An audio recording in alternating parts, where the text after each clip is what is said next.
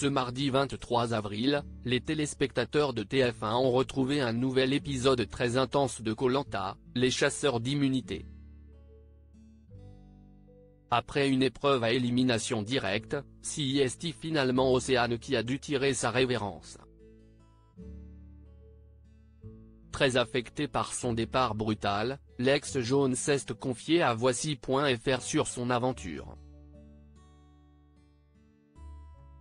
Clap de fin pour Océane. Ce mardi 23 avril, dans Koh-Lanta, les chasseurs d'immunité, les aventuriers restants ont dû s'affronter sur une épreuve à élimination directe, qui a eu raison de la mère de famille. Très attristée par son départ, Océane s'est longuement confiée à Voici.fr sur cette aventure qui a marqué sa vie. Voici.fr, vous êtes la première jaune éliminée à la suite de la réunification.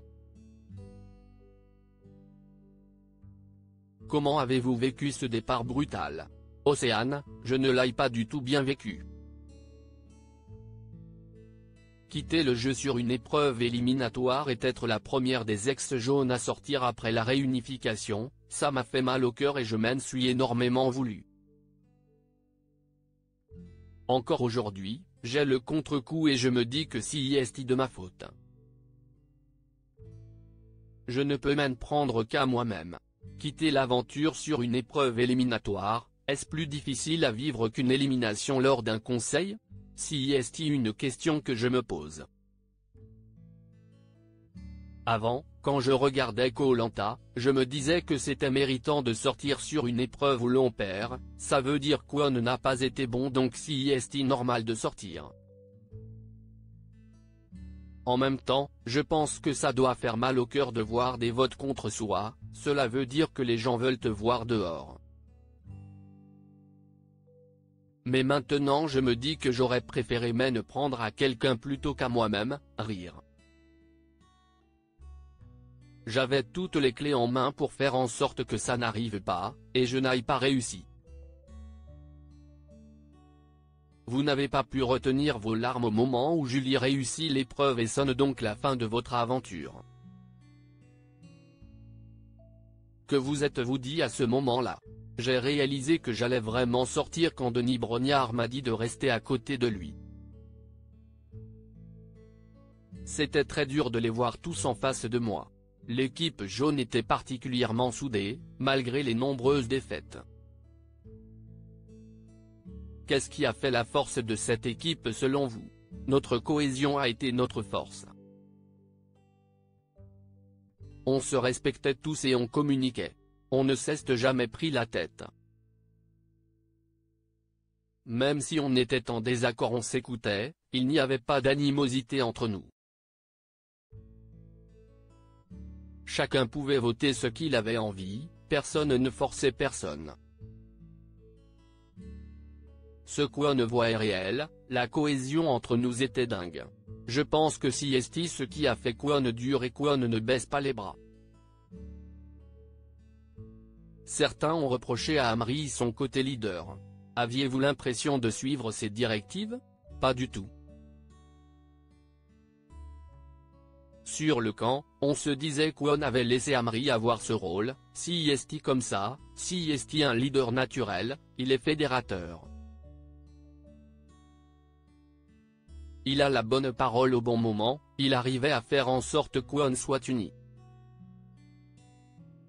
On a besoin de quelqu'un comme ça dans une équipe, et à aucun moment il nous a dit ce qu'on devait faire.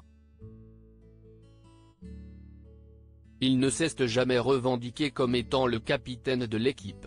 C'est son tempérament d'ancien sportif, et s'il ne parlait pas, on lui reprocherait de ne pas assez parler pour un ancien sportif. En aucun cas il n'est rentré dans nos têtes. Avec qui aviez-vous le plus d'affinité chez les ex-jaunes? Les 6 derniers, nous étions tous très proches. Je m'entendais très bien avec Léa, je la aimais beaucoup, mais je n'avais pas forcément d'allié en particulier. Après la réunification les couleurs se faisaient-elles encore ressentir sur le camp? Sur le camp, de manière générale, non. Chacun vivait sa vie, tout le monde se mélangeait et on apprenait vraiment à se connaître, il n'y avait pas les jaunes d'un côté et les rouges de l'autre. Par contre, il n'y avait pas de conversation sur les stratégies avec eux. Vous avez été sauvé par le collier d'Amri lors du conseil précédent. Aviez-vous eu vent du vote des rouges avant le conseil? On sait que Meïssa était très proche d'Amri.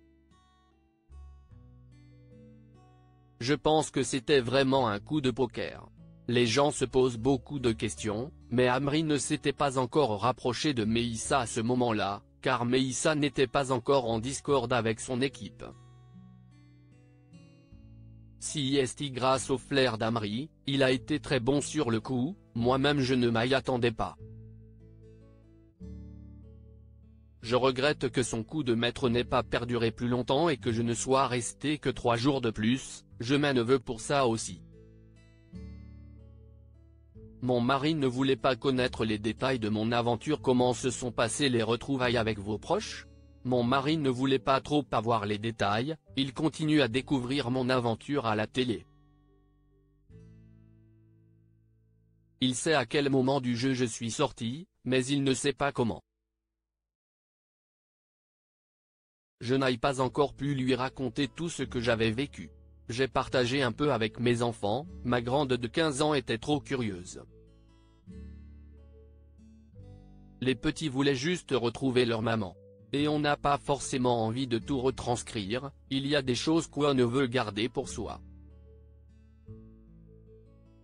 Combien de kilos avez-vous perdu? Quand j'ai quitté la France, je pesais 50 kilos pour un M65. En sortant du jeu, je faisais un peu moins de 46 kilos. Je n'ai pas perdu énormément car je n'avais pas beaucoup de réserves. Qui souhaiteriez-vous voir gagner? Si est compliqué de donner un nom. À partir du moment où si est un ex jaune, ça me va. Ils sont tous méritants à leur manière, que ce soit sur le plan humain ou sportif. Avec qui avez-vous gardé contact depuis la fin du jeu? Nous sommes tous encore en contact, notamment via les réseaux, et nous avons des groupes WhatsApp. La cohésion que nous avions, les 6 derniers jaunes, a perduré. Quand je suis revenu sur Paris, j'ai revu Cécile et Léa, des ex-jaunes. Et on a prévu de se revoir prochainement. Si est une aventure qui soude à tout jamais.